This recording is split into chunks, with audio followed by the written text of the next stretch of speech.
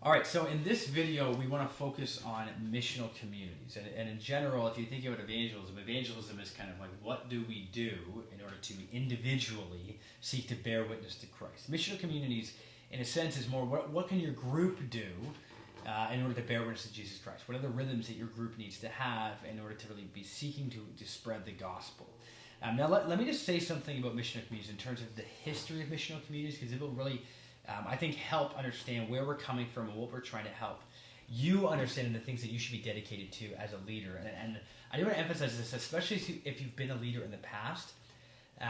We're trying to reframe these missional communities. So this is a really important video, and I do hope that this is helpful as you process through it. So in terms of the history of missional communities, where the idea came from is, people have written about this kind of thing, but essentially, a community group can be a very intimidating situation for someone to walk into. So someone who's a non-believer, so we want to be obviously bearing witness to non-believers. For a non-believer to come to a community group, it's kind of rare. One, because it's a small group, so they're very noticeable while they're there. But second, because it's often a Bible study or it's prayer or something like that. And so someone's coming into a small group where they're very noticeable, where they might be asked questions about the Bible, and they might have zero opinions on it or have no idea really what is going on.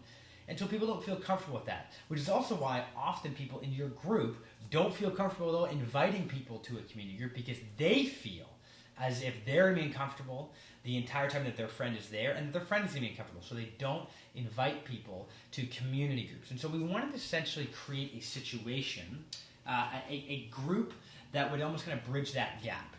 Okay, that a group that you could invite this person to, who they could actually get to know the people that are in the community group, and then the ask to become part of a community group is a little bit smaller. And what we call those things were missional communities. So that was kind of the thinking behind it. But as we've gone on with missional communities, well, and I should say, the way we did this then was we actually combined community groups together. Okay, so in Bridgeport, we had two community groups last year. A missional community, in theory, was supposed to be the two community groups coming together to have this larger group of people into which we could invite non-believers. Okay, but as we've continued to do this, there's a couple things that we noticed. Now, we have been encouraged at times by the different things that the groups have done, but I would say in general, we've been somewhat discouraged by how this has gone. Now, it's not necessarily anyone's fault, that they haven't got as well as we hope. But we've learned a lot about that, and so there's some definite challenges to doing that really well. One of the challenges is that a lot of times when groups come together, they're just huge. They're so big, and so say you have an event at someone's apartment. Well, they don't have an apartment that can fit really over 40 people, and so while everyone from the two community groups may come, it's not big enough to really invite non-believers, and so people don't come to those things. They don't invite others or something like that, or people don't even want them to. Or if they're there, they're even almost not really noticeable. Another challenge is just choosing the right event. A lot of times I feel like the events that we put on are not necessarily things that people want to come to. We end up putting on events that are all almost kind of more focused on ourselves than they are on others. And the second thing, or the third thing, is that they're just really hard to schedule. So you're trying to get two community groups together that meet at different times, and that just becomes really difficult to schedule. And so as a result, what ends up happening is a lot of times the groups aren't that big, and they basically become inward focused. Inward focused to the point that rather than actually being a way that we can welcome others into our communities and kind of being this step to welcome them into a community group, and so provide a bridge through which we can bear witness to Christ for them, they have become basically opportunities for us to get together and hang out, but not actually missional in any kind of way. And so moving forward, we want to change some things. And here's what we want you to know. First, we want you as the leader to understand and to really instill in your group this understanding that missional communities should be a rhythm. They are meant to be a rhythm within the life of your community group, where your community group does something to intentionally engage with non-believers. Okay? That is their purpose. Their purpose is not so we can get together and just hang out. There's plenty of avenues for us to do that, which is a really good thing. Their purpose is for us to engage with non-believers as a community. Okay? So it's, in other words, it is, we're trying to put a rhythm into it in which our community group is intentionally on mission. Now, obviously, we should always be doing that. Okay? So we're not trying to say the other times aren't that. we're just trying to really emphasize it these 1 weeks of the month or something like that. Okay, so that's what they're for. We want you to understand that that's what we're thinking. That's what we want you to be thinking, and your group should be understanding it that way. That basically, if we're having a missional community gathering and not a single non-believer is invited or shows up, that we're not really fulfilling the purpose of these things. Okay, so that's the first thing. We want you to understand the purpose of them. Second, we want to say this means that you do not necessarily need to partner with other community groups.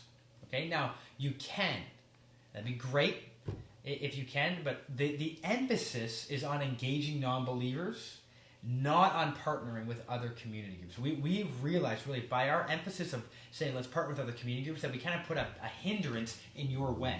It became really difficult because you're like, well, I need to basically make sure that I'm talking to the community group and then we figure out when this event is going to be and those kind of things like that, rather than putting the emphasis on are non-believers coming? Are we bringing other people into the community to be cared for, to be loved, and to actually hear about Jesus Christ? So the emphasis is on not engaging non-believers. You can do this with other community groups, but honestly, to us, that's not really my concern. My concern is, are the groups doing something to reach out into the community to get other people into their community groups in some kind of way? Okay, so that's the second thing. You don't necessarily need to partner with other people.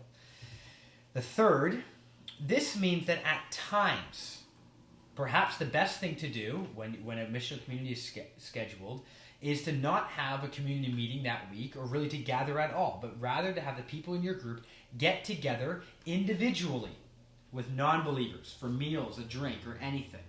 Okay? Now, we don't really want that to be the norm, all right? So we do actually want events. We do want gatherings to be the norm of missional communities. We think that that's a great thing because people can meet at other times, but they're making a time and we're fine with this, where you're like, okay guys, this week, the third week of this month or something like that, what we're going to be doing is every single one of you, we want you to have a meal that week, get a drink that week, have a picnic that week, anything with a non-believer. Just engage with a coworker, with a neighbor or something like that, and that's what you guys do as a community. That's a great way to challenge people and really encourage them and keep them accountable to be on mission together. That we would say that is a mission community at that point. Again, we don't want that to be the norm, but that is an option. If you do not have an event, encourage people to do it that way rather than just you guys all getting together. Okay? Because that's the emphasis. It's reaching out to the people. So that we want to say that is an option, not necessarily the norm, but something that you can definitely do. But fourth, and this is kind of gets into how we think you should be planning. These events, these missional community events, should be planned for the purpose of inviting others. Okay? And that's kind of obvious with what I've been saying, but that should be the purpose. They should be planned around the ideas, will this foster an ability to invite other people to this thing? And will people want to come? Will non-believers actually want to come into these things? Will they feel comfortable? Okay, so this needs to be very intentional. And so here's how we would suggest that you would do this. That essentially, you would structure these events around things that people already get together for. All right? So you'd structure the events around things that people already get together for. So an example of this is sporting events. Okay? Almost everyone watches the Super Bowl. Even if they don't like football, if they hate football, people always gather for the Super Bowl, and almost everyone is willing to go somewhere that they don't know the person even hosting it. As long as they know someone, they want to go. It's just an event that almost everyone is willing to go to watch the Super Bowl. Because of that, this is a fantastic opportunity for your community group to invite tons of people, tons of non-believers, to really engage them in a way that's not it's not scary or anything like that. It's not intimidating for a non-believer. It's actually it's a gracious way to welcome them in. If you guys plan an event around them and then have everyone invite other people, so everyone watch that thing. Another example will be the World Series. People watch the World Series. I am Canadian. I do not really like baseball, but I always know who wins the World Series, especially if it's the Cubs. But I always know, and I watch it, even though I'm bored the entire time. I will watch it, and I'll get together with other people to watch it. So think about, when are those things? So Super Bowl is in February. The World Series is in October. Saying, okay, that's what we are going to do. Okay, so the first thing we say, sporting events that other people watch. All right, so Super Bowl, World Series. If the Blackhawks are in the playoffs, that is a really good opportunity. Second thing we'd say is holiday parties. All right?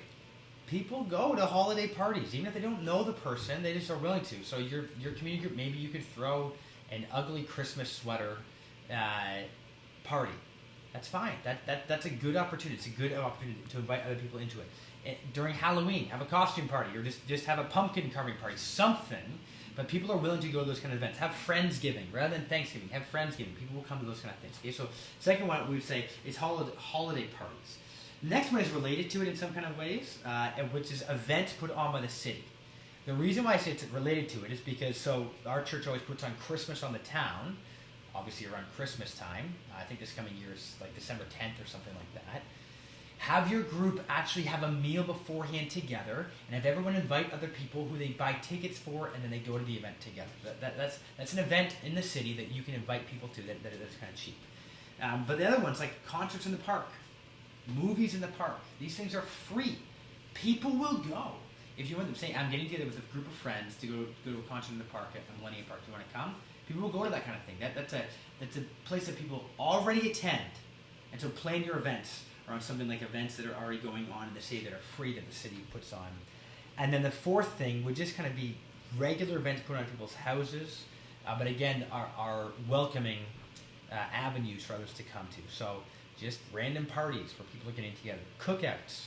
I know community groups aren't always during warmer months, but if there's a cookout going on, that's a great opportunity. Have someone have a cookout and other people come to it. Or just going out for a drink or to a meal. So you guys getting together to a bar to go watch just some random game. It doesn't actually have to be a big sporting event. People will gather for those kind of things. And so we really want to encourage you when you think about missional communities is that the intention needs to be the outsider.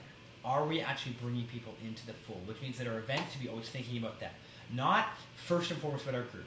Are we actually reaching out? Because if we want to see the city transform, we want to see the neighborhoods transformed by the power of the gospel of Jesus Christ, we need to be reaching out to people. And as a group, we would say, make that the intention, make that the focus when we think about missional communities.